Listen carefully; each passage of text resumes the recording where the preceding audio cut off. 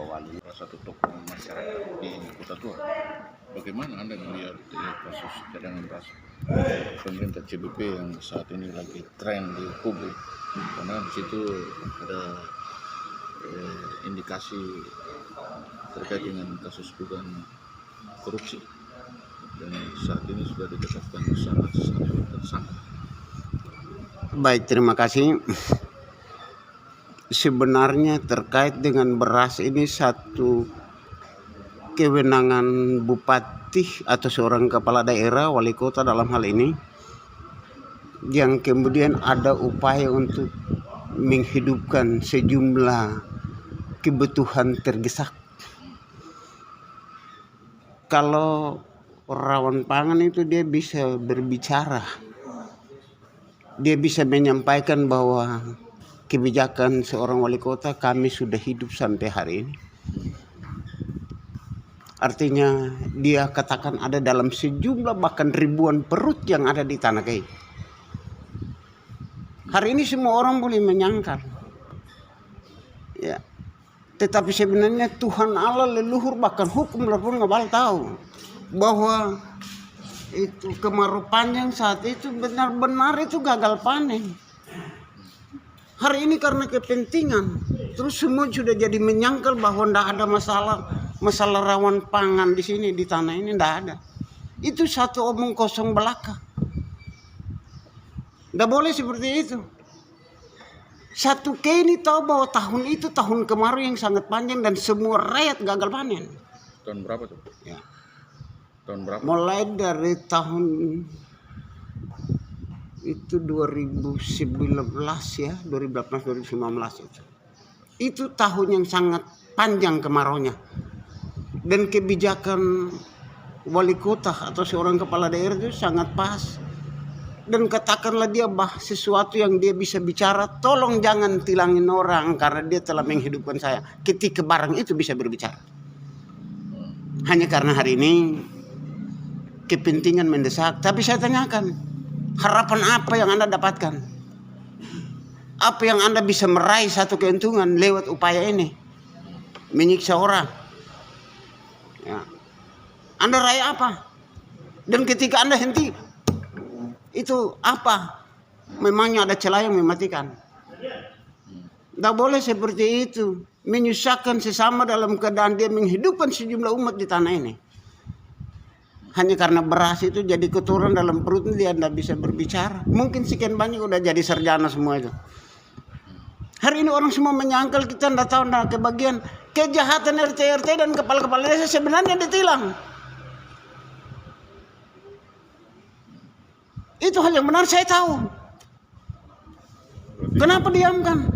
RT yang gelapkan itu beras, kepala-kepala desa gelapkan beras, lalu lakukan konsumsi nakal, ialah beras ini dibagikan untuk tim aman, padahal untuk masyarakat. Kesian seorang kepala daerah tidak tahu itu. Tetapi kemudian ada upaya-upaya. Saya mau tanyakan, ketika ada dalam satu spekulasi administrasi, ya, Anda tolong jelaskan tata cara spekulasi yang kemudian seseorang terjerat itu. Atau Anda menganggap bahwa seseorang dia penyalahgunaan kewenangan, Anda tolong jelaskan indikasinya apa? Jangan pembeberan. Ingat, orang Kei ini semua punya keluarga. Dapatkan apa? Apa yang Anda dapatkan? Tidak boleh begitu. Kan begitu. Janganlah lakukan ini sembrono karena tersuap sesuatu, terindikasi nantinya Anda gini-gini, tidak boleh. Janganlah. Mari yang fair. Anda lakukan proses pembuktian apa yang kemudian seseorang terjerat. Anda punya bukti hukumnya apa? Tidak ada itu. Jangan, saya jujur aja. Bukan karena saya tim aman yang memenangkan Adam jadi wali kota Tual. Lalu kemudian saya bela, bukan saya bela. Ini jujur aja saya tidak bela, tapi saya nyatakan sesuatu yang benar. Coba kalau macam wali kota yang lama, kasih semua masalah untuk kita pegang. Kalian ingin kalau berani serahkan masalah, banyak orang tertangkap habis ini. Banyak orang tertangkap. Mana kepala desanya, mana RT-nya. Ini tangkap habis mereka nih. Katakanlah beliau satu ketik masuk, yang penting mereka ditangkap dulu. Itu saya minta untuk sementara. Oh, mungkin terkait dengan proses penegakan hukum yang sekarang ada di Polda Maluku dan sudah di P19 di Kejaksaan Tinggi Maluku, mungkin Bapak membaca berita. Saya memandang ini kan sesuatu yang sangat tidak jeli. Yang kemudian seseorang ditetapkan sebagai tersangka misalnya. Harus bukti hukum yang jelas. Hukumnya dari hasil audit BPKP kerugian negara 1,8 miliar dari Nah, beras itu. nah ini temuan dari persoalan itu kan pasti jumlahnya itu. Iya. Tapi tadi saya nyampaikan bahwa beras ini kalau bisa bersuara dalam perut ribuan orang. Jangan tangkap orang, kami hidup karena beras itu. Berarti Bapak juga menikmati itu. Saya katakanlah dikasih oleh RT kepada saya enggak ke bagian RT beras pada saat itu. Tapi dikasih ya dianggap terima. Ya. Waktu itu saya bukan RT tapi kebagian. Dia pada masyarakat. Ya. Jadi ada RT yang nakal, ada RT yang tidak nakal. Tangkap itu mereka itu. Jangan seseorang tersoroti. Enggak boleh. Jangan begitu. Berarti dalam ini Pak Wali Kota Tur tidak salah. Sebenarnya tidak salah. Pak Wali tidak salah. Di dalam kebijakan ini Pak. Kebijakan tidak salah bagi saya. Hari ini orang karena kita tidak jujur, lalu menyangkal bahwa tidak ada itu masalah di tanah Ki. Ya.